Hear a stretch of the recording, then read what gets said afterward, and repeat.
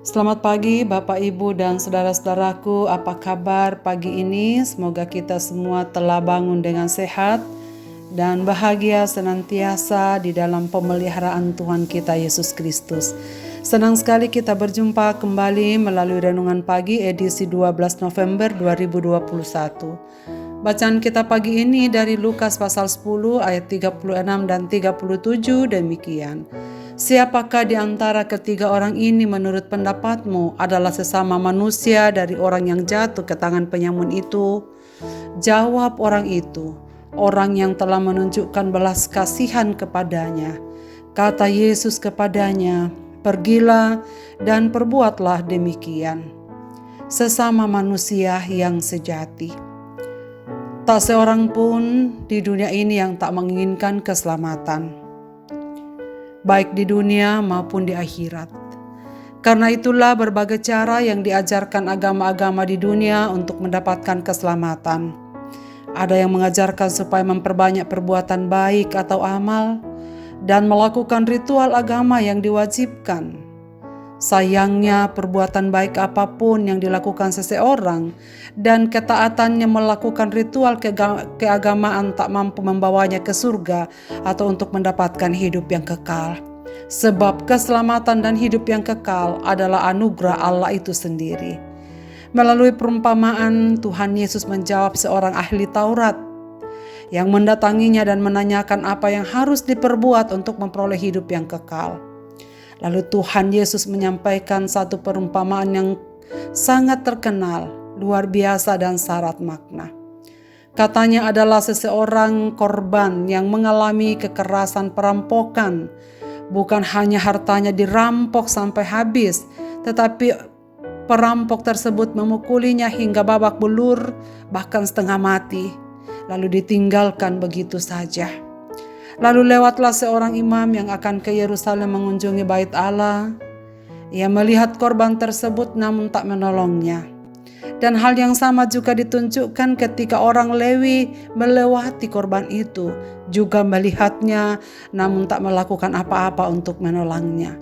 Hingga lewatlah seorang Samaria, segera turun dari keledainya, lalu dengan kasih membersihkan luka-lukanya dan menaikkannya ke atas keledai, mengantarnya ke satu tempat penginapan dan menitipkan pesan kepada pemilik penginapan, rawatlah dan saya akan membiayai seluruh perawatannya.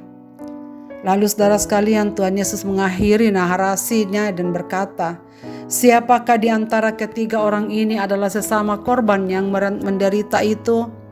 Jawab ahli Taurat itu, orang yang telah menunjukkan belas kasihan kepada korban penyamun itu.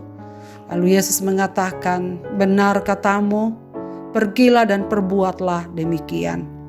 Saudara sekalian, siapakah ahli Taurat?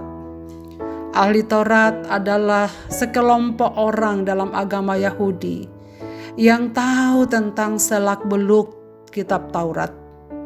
Mereka mengerti isinya. Dan dengan demikian mereka menganggap bahwa mereka adalah pelaku Taurat sejati. Ahli Taurat beranggapan bahwa hidup kekal dapat diraih dengan perjuangan mentaati hukum Taurat. Dan karena itu mereka sangat meyakini bahwa dengan melakukan semua syariat-syariat yang diatur dalam Taurat, mereka dapat mengalami kehidupan kekal. Saudara sekalian, imam adalah tugas mulia dalam agama Yahudi. Mereka yang mengajarkan firman Allah dan menafsirkannya, bahkan mengantarkan umat-umat untuk datang kepada Tuhan melalui doa-doa permohonannya. Tetapi apa faktanya, saudara sekalian, justru orang Samaria itulah yang berbuat maksimal untuk orang yang sekarat itu. Meski dia tidak berdoa di bait Allah atau tidak belajar Taurat sedalam Taurat Yahudi, ia tahu tentang arti kasih kepada orang lain. Tidak peduli siapa yang sekarat, tanpa pandang latar belakang sukunya, agamanya.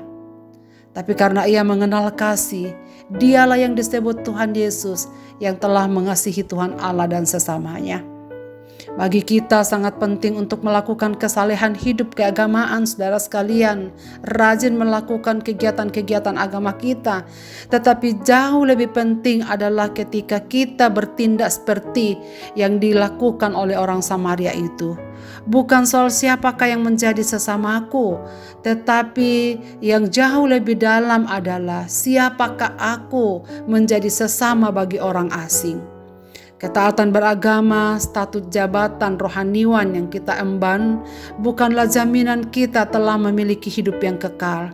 Tetapi ciri orang yang sudah diselamatkan adalah mereka dapat mewujudkan cinta kasih dengan tulus. Tidak cukup sebagai aktivis pelayanan, majelis pengurus kategorial, atau pendeta sekalipun, atau apapun jabatan rohani yang kita sandang. Tetapi bagaimana kita menghidupi apa yang kita ajarkan. Saudara-saudaraku yang saya kasihi, kasih kepada orang yang lemah melampaui suku, agama, dan ras. Mudah sekali kita menunjukkan kasih kepada orang yang dekat dengan kita, kepada keluarga, sahabat, kerabat kita, sesuku kita, dan seagama kita. Namun kepada mereka yang berbeda suku, agama, dan ras seringkali tidaklah mudah. Namun kasih sejati kepada Allah dan bukti kasih kita kepada Tuhan adalah mewujudkannya dengan kasih yang tulus kepada sesama tanpa mempertimbangkan apapun latar belakang hidupnya. Kiranya Tuhan memberkati kita dengan firman ini. Marilah kita berdoa. Ya Tuhan, kami bersyukur untuk firman-Mu pada pagi ini. Kiranya Tuhan memberikan kami kekuatan. Semoga kami siap dan berani untuk selalu menjadi sesama bagi orang lain, terlebih bagi mereka yang asing dan lemah yang membutuhkan pertolongan kami. Kiranya Tuhan menolong kami untuk mengasihi dengan tulus tanpa pamrih dan tanpa melihat latar belakang kehidupan siapapun. Kami serahkan hidup kami sepanjang hari ini dalam tangan-Mu ya Tuhan. Sertailah kami dalam hal apapun yang kami kerjakan. Bagi saudara-saudara kami yang sakit, Tuhan sembuhkan. Bagi mereka yang sedang kehilangan pengharapan, Tuhan teguhkan. Mereka yang sedang mencari keselamatan, biarlah Tuhan menunjukkannya kepadamu, kepada mereka dengan diri-Mu sendiri yang berkarya. Kami doakan supaya semua yang mendengarkan renungan pada pagi hari ini diberikan kekuatan oleh Tuhan untuk melaksanakannya dalam kehidupan mereka sehari-hari. Tolonglah kami ya Tuhan, dan dalam rasa syukur kami mensyukuri segala berkat dan pertolongan serta kebaikan yang Tuhan sudah sediakan bagi kami di hari ini. Kami serahkan hidup kami dalam tangan pimpinan-Mu. Dalam Kristus Tuhan kami berdoa. Amin. Selamat beraktivitas Bapak Ibu dan saudara-saudaraku. Tuhan Yesus memberkati kita dengan firman ini. Amin.